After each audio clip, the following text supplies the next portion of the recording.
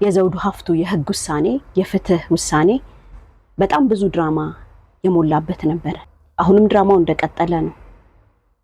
ጥፋተኛ ናቸው ወንጀለኛ ናቸው ተብሎ ህግ ከተላለፈ በኋላ አሁን ተመልሰው መጡና ነፃ ናቸው ብሎ በነፃ ፍርድ ቤት አሰናበታቸው።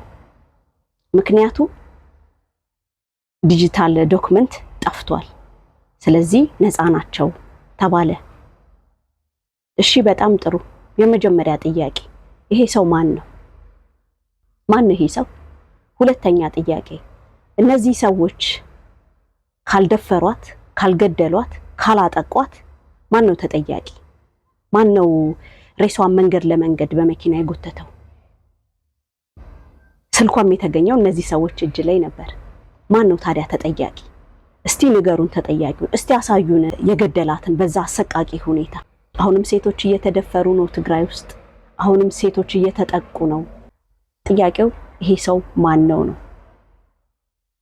ለምን በአሁን ሰዓት መጣው ይሄ ተጠየቀ ነው። ምን ስለሆነ ለምን